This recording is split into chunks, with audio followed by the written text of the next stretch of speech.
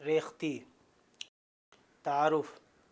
جیسا کہ یہ بات آپ کے ذہن نشین ہوگی کہ اردو کی مروجہ شعری روایت میں سے بیشتر اصناف سخن، چاہے وہ غزل ہو یا قصیدہ، مثنوی ہو یا مرثیہ، شعر آسوب ہو یا واسوق یا کوئی اور صنف، کسی نہ کسی دوسری زبان سے مستعار ہیں۔ یہ الگ بات ہے کہ اردو میں ان کی اپنی صنفی شناخت بھی قائم ہو چکی ہے۔ مروجہ شعری اصناف میں جو صنف سخن کسی دوسری زبان سے مستعار نہیں ہے وہ اردو میں صنف ریختی ہے۔ یہ خالص ہندوستانی ایجاد ہے جس کا سہرا ہندوستان میں پہلے سرزمین دکن کو جاتا ہے اور اس کے بعد شمالی ہند کو۔ دکن اور شمالی ہند کے شعراء نے اس صنف کو فروغ دینے میں نمایاں کردار ادا کیا۔ آپ کو یہ معلوم ہونا چاہیے کہ اس صنف کی ایجاد سے قبل اردو زبان مختلف ناموں مثلاً ہندی، ہندوی، گجری، دکنی کے علاوہ ایک اور نام ریختہ سے بھی جانی جاتی تھی۔ اس زمانے میں جو نظمیں یا غزلیں کہی جاتی تھیں اردو میں وہ ریختہ کے نام سے ہی جانی جاتی تھیں، اور فارسی کے بجائے اردو میں غزل کہنے کو ریختہ یا غزل کہنا کہا جاتا تھا۔ یہی لفظ ایک زمانے تک رائج رہا، لیکن یہ صنف یعنی ریختی اس شعری صنف یعنی ریختہ کی تانیث نہیں ہے، بلکہ ریختی میں عورت کے جذبات و احساسات کی ترجمانی خالص نسائی لب و لہجے میں کی جاتی ہے۔ سبق کا مقصد، جیسا کہ تمہیدی گفتگو میں اس بات کی طرف اشارہ کیا گیا کہ صنف ریختی خالص ہندوستانی ایجاد ہے اور اس کی ابتدا دکن میں ہوئی، اس کے بعد شمالی ہند میں۔ لکھنوی تہذیب و معاشرت کی زوال پذیری نے اس صنف کو کمال تک پہنچا دیا۔ اس کا اپنا شعری اسلوب ہے جو دوسری اصناف سے اسے ممیز کرتا ہے۔ اردو میں وہ غزلیں جن میں نسائی جذبات و احساسات کی عکاسی نسائی زبان، نسائی الفاظ، نسائی لب و لہجے میں ہوئی، وہ سب اسی صنف کے ذیل میں آئیں گی جس کو اصطلاحاً ریختی کے نام سے موسوم کیا گیا ہے۔ لیکن محض عورت کی طرف سے اظہار عشق کا نام ہی ریختی نہیں ہے، بلکہ ان میں دیگر لوازمات بھی شامل ہیں جن کا ذکر آگے آئے گا۔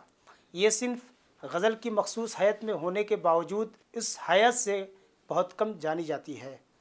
اس کی بنیادی شناخت مخصوص حیت کے بجائے وہ مخصوص خیالات و جذبات ہیں جن میں شستگی و پاکیزگی کے بجائے سفلگی، ہوس پرستی، جنسی فعل، جنسی بدعنوانی، ابتذال اور فحاشی ہو۔ یہ اپنے انہی موضوعات سے پہچانی جاتی ہے۔ شرط یہ ہے کہ ان سب کے بیان میں نسائی لب و لہجے، ان کے مخصوص محاوروں اور ان کے ڈکشن کا بھرپور اہتمام کیا گیا ہو۔ اس سبق کا مقصد بھی یہی ہے کہ آپ کو اس کی صنفی شناخت اور اس کے بنیادی لوازم سے روشناس کرایا جائے۔ ریختی کا سماجی اور تہذیبی پس منظر۔ ریختی کی روایت اور اہم ریختی گو شعراء کے کلام پر تفصیلی گفتگو سے قبل اس صنف کے وجود میں آنے کے پیچھے جو سماجی، تہذیبی اور معاشرتی عوامل کار فرما تھے ان کا ایک اجمالی خاکہ پیش کیا جانا ضروری ہے تاکہ آپ اس کے اسباب و علل سے بخوبی واقف ہو سکیں۔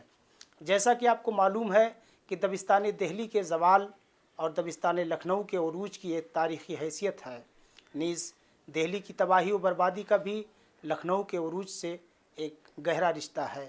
مغلیہ سلطنت کی زوال پذیری اور انگریز تاجروں کی سازشوں، اندرونی ریشہ دوانیوں اور حملہ آوروں کی دن بدن لوٹ مار کا اثر دہلی کے با اثر عمرا اور روسا پر زیادہ پڑا۔ کسی بھی تبدیلی کا سیدھا اثر سماج اور معاشرے کے طبقہ اشرافیہ پر ہی پڑتا ہے، کیونکہ عام لوگ تو پہلے سے ہی بدحال ہوتے ہیں، لہٰذا ایسی تبدیلیوں کا ان پر کوئی خاص اثر نہیں پڑتا۔ بہرکیف ملک کی اقتصادی بدحالی اور معاشی پستی نے اس دور کے شرفاء اور عمرا کے لیے وزاداری، قدیم روایات کی پابندی، سماجی اقدار کے تحفظ کو بہت ہی مشکل بنا دیا تھا۔ سلیم اختر کے لفظوں میں اس دور میں تحریر کردہ شہر آشوب، تضحیک روزگار اور حجویات وغیرہ کے آئینے میں ہمیں عوام و خواص کی پریشانی کا، کاروباری جمود، تجارتی کساد بازاری، دربارداری کے کھوکھلے پن اور امیروں کے ڈھول کا پول سب کچھ واضح طور سے سامنے آ جاتا ہے۔ مذکورہ بالا اقتباس سے دلی کی تباہی اور بربادی کا اندازہ کیا جا سکتا ہے۔ مذکورہ صورتحال کے پیش نظر اس عہد کے شعراء و ادباء اور تخلیق کاروں کے ساتھ دیگر فنکاروں نے دلی سے ہجرت کر کے حیدرآباد، فروخ آباد، روہیل کھنڈ، مرشد آباد، فیض آباد اور لکھنؤ کا رخ کیا، اور بیشتر نے لکھنؤ کو ہی اپنا مسکن بنایا۔ اس کی وجہ یہ تھی کہ اس عہد کے نوابوں اور امراء و روسا نے لکھنؤ کو عیش و عشرت کا مرکز بنا رکھا تھا۔ وہاں سیاسی اور سماجی بدحالی برائے نام تھی۔ وہاں کے عوام و خواص دونوں کے پاس فرصت کے لمحات زیادہ میسر تھے، اس لیے بادشاہ سے لے کر عوام تک اپنے فراغت کے لمحات زیادہ تر شعر و شاعری اور رقص و سرود کی محفلیں منعقد کرنے میں صرف کرتے۔ اس لیے مہاجرین شعراء میں بھی جو بھی وہاں جاتا وہ اپنے فن کی داد خوب وصول کرتا، جبکہ دہلی اورنگزیب کی وفات کے بعد سیاسی اور سماجی دونوں اعتبار سے تباہیوں اور بربادیوں کا مرکز بن چکی تھی، جس کے سبب دہلی اپنی تمام شان و شوکت کھو بیٹھی۔ عیش و عشرت اور دربارداری کے صرف دھندلے نقش باقی رہ گئے۔ ادھر انگریزوں اور مرہٹوں کی بڑھتی ہوئی طاقت نے دہلی کو اور بھی زیادہ کمزور کر دیا۔ دہلی کے ارد گرد متعدد خود مختار ریاستیں قائم ہو گئیں، اور اس طرح دہلی متواتر مختلف سازشوں کا شکار ہوتی رہی۔ اس سیاسی بحران نے دہلی میں ایک بدنظمی کی فضا قائم کر دی، جس نے شعر و ادب پر بھی اثر ڈالا۔ چونکہ اس عہد میں شعر و ادب کا براہ راست تعلق درباروں سے رہا تھا، وہ امراء و روسا جو شعر و ادب کے قدرداں تھے اور جن سے ہمارے شعراء وابستہ تھے، وہ سب تباہ و برباد ہو گئے۔ اب نہ وہ دربار باقی رہے اور نہ وہ دربارداری کے حوصلے۔ چنانچہ ہمارے شعراء نے ایسے ماحول سے مایوس ہو کر مجبوراً ہجرت کا راستہ اختیار کیا اور دہلی کو خیر آباد کہہ کر لکھنؤ میں پناہ لی۔ اسی طرح دہلی کا جمع ہوا ادبی ماحول درہم برہم ہو گیا اور شعراء نے دوسرے درباروں کا رخ کیا۔ ان تمام درباروں میں لکھنؤ کا دربار، جسے دربار اودھ بھی کہتے ہیں، زیادہ پرکشش تھا۔ اس دربار میں شعراء کی خوب قدر و منزلت ہوئی۔ یہاں کی تعیش پسندی اور دولت و ثروت کی فراوانی سے یہاں کا سماجی، تہذیبی اور معاشرتی نظام کس طرح بگڑا، عبدالحلیم شرر کے لفظوں میں ملاحظہ کیجیے۔ کوٹ: اس سے انکار نہیں کیا جا سکتا کہ دولت مندی کے زمانے میں چونکہ شہر کی آبادی کا زیادہ حصہ امراء اور شرفاء و ادباء کی مخفی دستگیری پر بسر کر رہا تھا، اس کی وجہ سے محنت، جفاکشی اور وقت کی قدر و قیمت جاننے کا مادہ علی العموم اہل لکھنؤ میں فنا ہو گیا، اور جو مشاغل انہوں نے اختیار کیے جو ان کی ترقی کی قومی شاہراہ سے روز بروز دور کرتے گئے، ان کے مشغلے لہو و لعب کے سوا کچھ نہ تھے۔ بے فکری اور فکر معاش سے سبکدوش ہونے نے انہیں کبوتر بازی، بٹیر بازی، چوسر، گنجفے اور شطرنج کا شائق بنا دیا۔ ان کوٹ۔ گزشتہ لکھنؤ، عبدالحلیم شرر، صفحہ 320۔ اس کے علاوہ ریختی کے فروغ میں اور اس کی شناخت متعین کرنے میں جو تہذیبی و معاشرتی عوامل کار فرما نظر آتے ہیں، ان میں لکھنؤ کا اہم رول رہا ہے، کیونکہ یہاں کے تعیش پسندانہ ماحول نے اس صنف کو مزید جلا بخشی۔ لکھنؤ کی تہذیب و معاشرت کی زوال پذیری اور عیش پسندی کا اندازہ درج ذیل اقتباس سے بھی لگایا جا سکتا ہے۔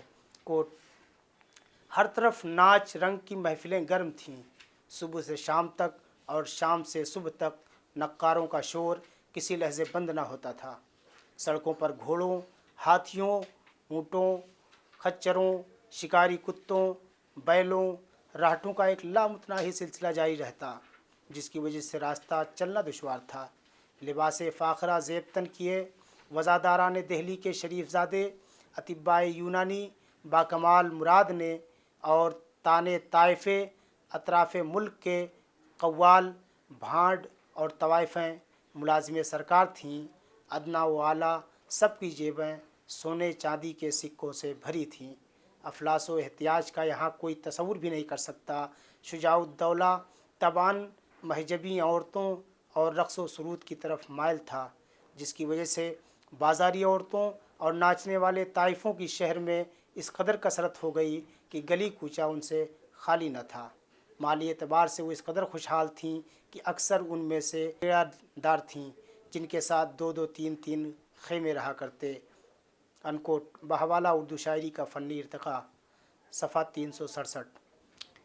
यही वो सियासी, समाजी, तहज़ीबी और माशरती पस मंज़र था जिसमें रेख्ती पली बढ़ी और जवान हुई। लखनऊ और दिल्ली के शेरी मजाक में फ़र्क ये है कि दिल्ली शायरी में दाखिली अनासिर मिलते हैं, जबकि लखनवी शायरी में ख़ारजियत के।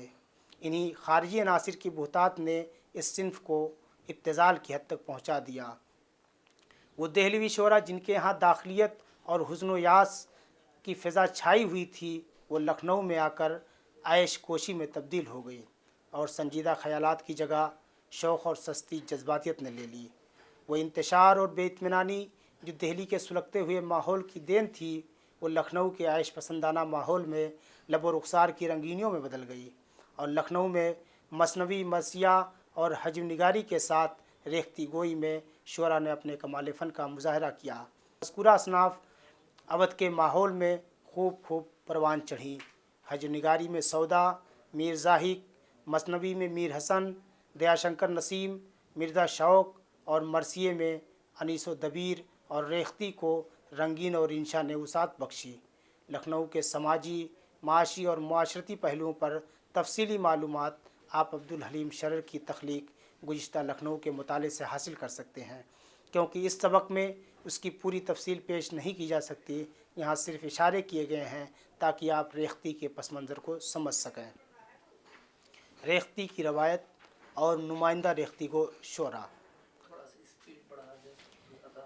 जैसा कि आपको मालूम है कि रेख्ती एक ऐसे ज़वाल पज़ीर मुआशरे की पैदावार है जिसने अवाम व ख़वास दोनों के शेरी मजाक को बदल के रख दिया और ये सिन्फ़ उस ज़वाल आमादा सोसाइटी के मजाक के तर्जुमान बन गई। यहाँ ये देखना ज़रूरी है कि इस हवाले से अव्वलियत का सेहरा किसके सर है। इस सिलसिले में मुख्तलिफ़ रवायतें हैं। बाज़ तज़किरा नवीसों ने इस सिन्फ़ की ईजाद का सेहरा शुमाली हिंद के शोरा में रंगीन और इंशा के सर बांधने की कोशिश की है और बाज़ ने दक्खनी शोरा में हाशमी बीजापुरी को इसका मौजिद बताया है। इख्तलाफात से क़तई नज़र मौजूदा तहक़ीक़ जो सामने आई है वो ये है कि रेख्ती की ईजाद सबसे पहले शुमाली हिंद के बजाय दक्कन में हुई, जिसकी ईजाद का सेहरा हाशमी बीजापुरी के सर जाता है। हाशमी का जो दीवान शाये होकर मंजर आम पर आया, उसमें बहुत सारी रेख्तियाँ मौजूद हैं। हाशमी के कलाम के मुताले से इस बात का बैयन सबूत मिलता है कि ये सिन्फ़ इंशा और रंगीन से 1.5 सदी कबल वजूद में आ चुकी थी और उन शोरा से कबल ये अपना मखसूस रंग हासिल कर चुकी थी और उसका शेरी नक्श भी उभर चुका था। इसलिए कौसर चाँदपुरी के लफ्ज़ों में रंगीन और इंशा के सैकड़ों साल पहले रेख्ती आलम वजूद में आ चुकी थी। रंगीन और इंशा को ज़्यादा से ज़्यादा उसकी निशात सानिया का बाइस कह सकते हैं। इस तरह ये बात वाज़ेह हो गई कि रेख्ती का असल मुजिद हाशमी ही है। ये और बात है कि हाशमी ने इस सिन्फ़ के लिए हिंदी का ततब्बो किया, जिसकी वजह से उसके कलाम में कदीम दक्कनी मुहावरात और ख़यालात जो खालिस औरतों के हैं वो सब मौजूद हैं और मर्द को जो माशूक बनाकर जज्बात इश्क का इजहार औरत की तरफ से किया गया है। अलबत्ता हाशमी के कलाम में रेख्ती के वो बुनियादी खसूसियात जो बाद में रंगीन और इंशा और जान साहब वगैरह के यहाँ नुमायाँ हैं नहीं मिलती। इस वजह से हाशमी को तो उसका मुजिद करार दिया जाता है, लेकिन उसका सुनहरा दौर रंगीन और इंशा का दौर है। हाशमी के ज़माने उसमें इस सिन्फ़ को बहुत ज़्यादा फ़रोग़ इसलिए नहीं हुआ क्योंकि उस वक्त ज़बान व बयान में वो वसाअत पैदा नहीं हुई थी जो इंशा और रंगीन के अहद में थी। हाशमी के अहद में मुहावरात का दामन भी वसी नहीं था क्योंकि ज़बान अपने इब्तदाई मराहिल तय कर रही थी, जबकि इंशा और रंगीन के ज़माने में ज़बान खूब फल फूल चुकी थी। ज़बान व बयान में वसाअत पैदा हो गई थी। शेरी व अदबी सरमाए में अल्फाज व मुहावरात का बेशबहा ज़ख़ीरा इकट्ठा हो चुका था। बहरहाल हाशमी की अव्वलियत के सिलसिले में डॉक्टर मुहीउद्दीन की राय भी मुलाहिज़ा करते चलें। वो लिखते हैं, कोट, दूसरे बहुत से ख़यालों की तरह अब ये ख़याल भी गलत हो गया कि रेख्ती की इब्तदा शुमाल ही में की गई। हाशमी की रेख्ती गरचे इस नौ की शायरी की इब्तदा की कोशिशों में से है, लेकिन इस कदर आला दर्जे की है कि कोई उसको पहली कोशिश नहीं समझ सकता। इसके ज़रिया कदीम दक्कन की औरतों की ज़बान महफूज कर ली गई। अनकोट। मज़कूरा बाला इक़्तिबास से बात वाज़ेह हो गई कि सिन्फ़ रेख्ती का मूजिद हाशमी है। बहमनी सल्तनत के ज़वाल के बाद बीजापुर में आदिल शाही सल्तनत कायम हुई, जो तकरीबन 200 साल तक कायम रही, जिसमें 9 बादशाह हुए और यही रेख्ती की इब्तदा का ज़माना है। मगर इस सिन्फ़ की इब्तदा अली आदिल शाह सानी के ज़माने में हुई, क्योंकि उस ज़माने में यह सल्तनत उलमा व शोरा की तवज्जो का मरकज़ बना हुआ था। बादशाह की इल्म दोस्ती और इल्म परवरी ने बीजापुर को उलमा व शोरा का मरकज़ बना दिया। चुनांचे उस अहद में बहुत सारे शुरा हैं जिन्होंने शेर अदब में अपना इनफरादी नक्श कायम किया। उन शुरा में नुसरती, मलिक खुशनूद, मुकीमी, रुस्तमी, कादिर और हाशमी वगैरह काबिल ज़िक्र हैं, मगर इन तमाम शुरा में सिनफ़ रेख्ती के हवाले से हाशमी का नाम सबसे अहम है। बहरकैफ बदी हुसैनी ने अपनी किताब दक्कन में रेख्ती का इर्तिका में दबिस्तान बीजापुर के रेख्ती गो शुरा को उनके मखसूस रुझानात की बिना पर 4 ग्रोहों में तकसीम किया है, जो दर्ज झेल है। नंबर 1, ऐसे शायर जिनके यहाँ हकीकत व मजाज की आँख मिचौली मिलती है। शायरी के आम नुक्ते नज़र से उनकी रेख्तियाँ हसीन और ख़ूबसूरत शायरी का नमूना हैं। इस ज़ुमरे में लुत्फ़ी और शहबाज शामिल हैं। नंबर 2, वो शायर जिनके पास जज्बात व एहसासात की पाकीज़गी के साथ साथ अर्जियत भी मिलती है, लेकिन वो फ़िज़ा नहीं जो रेख्ती के किरदारों और औरतों की ज़ेब व ज़ीनत की चीज़ों के ज़िक्र से पैदा होती है। मलिक खुशनूद, हसन शौकी और शाही इसी ज़ुमरे से ताल्लुक़ रखते हैं। नंबर 3, ऐसे शायर जिनके यहाँ रेख्ती की मखसूस फ़िज़ा मिलती है, उसमें आरफ़ी और मुअज़्ज़म शामिल हैं। नंबर 4, वो शायर जिसके पास रेख्ती की मखसूस फ़िज़ा के साथ साथ न सिर्फ अर्जियत मिलती है बल्कि उरियानी, जिनसी तलज़्ज़ुज़ और जज्बाती परागंदगी भी आ गई। हाशमी बीजापुरी है। उसने रेख्ती की तरफ पूरी तवज्जो सर्फ की और तरक्की व तकमील की आखिरी सरहद तक पहुँचा दिया। हाशमी ने रेख्ती में गज़ल के अलावा मुखम्मस, मुस्तदाद, मसनवी, नज़्म, कसीदा और हज के नमूने भी पेश किए। इस तरह से जब हम पूरी दक्कनी शायरी का मुताला करते हैं तो हमें रेख्ती की मखसूस फ़िज़ा हाशमी के यहाँ ही नज़र आती है। बीजापुर के शुरा की गज़लों में जज्बात व एहसासात का इजहार औरत की तरफ से मिलता है और ज़बान व बयान भी निस्वानी है, लेकिन ये सब चंद एक गज़लों में है, मगर जिस तफसील से हाशमी ने बयान किया है वो उनके मासिर शुरा में नापैद नज़र आता है। इसलिए यहाँ सिर्फ हाशमी का जिक्र तफसील से किया जा रहा है। हाशमी के दीवान की दस्तयाबी के बाद मुहक्किकीन ने पूरे दीवान को रेख्ती समझा। इस सिलसिले में दीवान हाशमी के मुरत्तिब हफीज़ क़तील ने तखातुब के लिहाज से हाशमी की रेख्तियों को 3 हिस्सों में तकसीम किया है। नंबर 1, औरत का तखातुब मर्द से। बाज़ रेख्तियों में औरत अपने शौहर से मुखातब है, बाज़ में अपने आशना से मुखातब है, बाज़ में मुखातबत नहीं है, लेकिन मर्द के ताल्लुक़ से अपने जज्बात व कैफियत का ज़िक्र किया है। नंबर 2, औरत का तखातुब औरत से। यह तखातुब कहीं सहेली से है, कहीं कुटनी से है, कहीं मोहल्ला वालियों की तरफ से तंज़ो तारीज़ की सूरत में है। नंबर 3, चंद रेख्तियों में मर्द का तखातुब औरत से भी है। उन रेख्तियों में औरत की तरफ से तखातुब और इजहारी जज्बात का बुनियादी उसूल तर्क कर दिया गया है, इसलिए उसूलन उन रेख्तियों को गज़ल कहना चाहिए। लेकिन चूँकि सिवाय इस एक कायदे के रेख्ती की दूसरी तमाम खसूसियात को मलहूज़ रखा गया है, इसलिए इन गज़लों को भी मजमूई आहंग के लिहाज से रेख्ती समझा जाता है। इस नौ की रेख्तियों में बाज़ ऐसी भी हैं जिनके हर शेर में मर्द और औरत का सवाल व जवाब है। मज़कूरा बाला खसूसियात का अंदाज़ा दर्ज झेल अशार से लगाया जा सकता है। अशार मुलाहज़ा कीजिए। उन्नू आवें तो परदेसूँ घड़ी भर बाहर बैठूँगी, बहाना करके मोतियाँ के पिरोने हार बैठूँगी, पकड़कर हाथ पर्दे में ले जावेंगे तो झिड़कूँगी, घूंघट में मुख छुपाकर टुक में तड़का मार बैठूँगी, सताओ मत मुझे साजन अता मैं शोर करती हूँ, न छेड़ो छोड़ दो मुझको अता मैं पाँव पड़ती हूँ, खुदा के वास्ते छोड़ो मेरा जीव ज़ोफ़ होता है, पठी आस्तीन और चोली हटो जाकर सिलाती हूँ, मेरा टुक हाथ छोड़ो जी है कलसूँ दर्द शाने का, तुम्हारे पाँव पड़ती हूँ मुझ हाजत है नहाने का। मज़कूरा अशार में जिस तरह से निस्वानी जज्बात की अक्कासी की गई है, कोई ये नहीं कह सकता कि औरत के फितरी जज्बात नहीं हैं। यहाँ औरत की शर्म व हया का भी जिक्र है और जिनसी मामलात का भी इजहार हुआ है। और बात है कि रंगीन और इंशा की तरह खुलकर इजहार नहीं हुआ है। हाशमी ने जिनसी मामलात के इजहार में भी हया को बरकरार रखा है। बहरहाल हाशमी ने जिन जिन मौज़ूआत पर खामा फरसाई की है उनमें औरतों के सामान आराइश व ज़ेबाइश में ज़ेवरात और मलबूसात का ज़िक्र, उस शौहर पर बदगुमानी जो मुसलसल सफ़र पर रहता है, शौहर की जुदाई में बीवी की कैफियत, शौकन के तासुरात, जुदाई की हालत और इश्क की कैफियत, कुंवारियों की हालत, ख़ास जिस्मानी आज़ा, ज़नानी लिबास और उसके मुताल्लिक़ात वगैरह पर खुलकर इजहार किया है। हाशमी की नज़र ब्याहता औरतों, कुंवारी लड़कियों, बेवाओं की ताक झाँक, नज़रबाजी और चंचलपन, मर्द की घातें, कुटनियों के बहकावे, संदेशे, तोहफ़े तहाइफ, वस्ल की तदबीरें, वक्त और मकाम का तयन, लपट झपट, हाथापाई और फिर बदनामी का डर, इन सब पर है। फ़हाशी, उरियानियत, हवस परस्ती اور جنسی بے راہروی کا ذکر ہاشمی کے کلام میں تو ملتا ہے، لیکن اس میں ایک خاص طرح کی نزاکت کا احساس بھی ہوتا ہے۔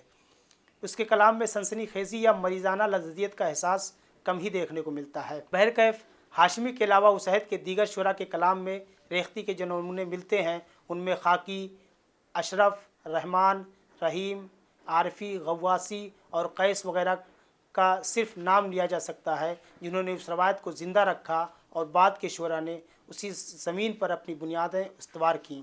مذکورہ شعراء کے ہر ریختی کا وہ انداز جو انشاء اور رنگین کے کلام میں پایا جاتا ہے بالکل ناپید ہے۔ تھوڑا بہت اگر کسی کے کلام میں ریختی کا انداز یا رنگ پایا جاتا ہے تو وہ قیس کا کلام ہے۔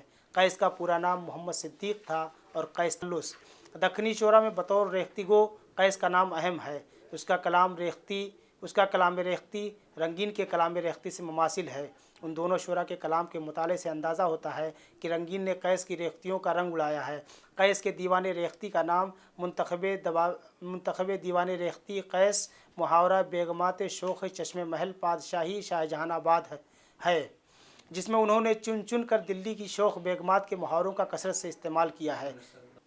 شمالی ہند کے دوسرے نمائندی ریختی گو شعراء میں انشاء اللہ خان انشاء کا نام بھی اہم ہے، کیونکہ بعد کے دیگر شعراء نے انہی کی شاعری کا تتبع کیا، خاص طور سے ریختی میں۔ جس طرح سے بعد کے شعراء نے انشاء کا تتبع کیا، اسی طرح انشاء نے اپنے ماقبل شاعر رنگین کا تتبع کیا۔ یہاں صرف انشاء کی ریختی نگاری کے حوالے سے بات کی گئی ہے اور ان کے دوسرے نوع کے کلام سے صرف نظر کیا گیا ہے۔ انشاء نے جس عہد میں شاعری شروع کی وہ 18ویں صدی کا دور آخر تھا، جس میں دہلی کی ادبی و شعری انجمنیں درہم برہم ہو چکی تھیں اور اس کے برخلاف لکھنؤ میں ایک نیا شعری و ادبی ماحول جنم لے رہا تھا۔ چنانچہ انشاء دہلی سے ہجرت کر کے جب لکھنؤ آئے تو یہاں کا ماحول دہلی سے مختلف پایا۔ یہاں سوز و گداز، درد و کرب، حزن و یاس، رنج و الم کے بجائے عیش و عشرت اور بے فکری کا دورہ تھا۔ داخلیت کے بجائے خارجیت پر زور قلم صرف کیا جاتا تھا۔ چنانچہ انشاء نے لکھنؤ آ کر داخلیت کے بجائے خارجیت پر اپنی توجہ مرکوز کی اور عورت اور اس کے متعلقات کو کھل کر بیان کیا۔ 4 دن کی چاندنی اور پھر اندھیرا پاک ہے، سچ تو یہ ہے یہ سارے عالم کا سچ تو یہ ہے یہ سارے حسن کا عالم غلط، جو ہم کو چاہے اس کا خدا نت بھلا کرے، دودھوں نہائے اور وہ پوتوں پھلا کرے، پوتوں پھلنا تجھے اور دودھوں نہانا ہو نصیب، بیاہ ہو سونے کے سہرے سے تیری عمر دراز، ہاتھ آیا نہ ہتھیلی سے ہتھیلی ملنا، چولہے اور بھاڑ میں جاوے یہ نگوڑا چسکا۔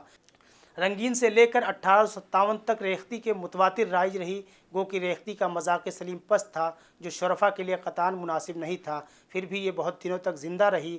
لکھنؤ کے علاوہ رامپور میں بھی اس صنف کو بہت فروغ حاصل ہوا، لیکن 20ویں صدی کے آغاز سے ہی اس صنف کا زوال شروع ہو گیا اور آج کل ریختی گو شعراء کی تعداد کالعدم ہو گئی ہے۔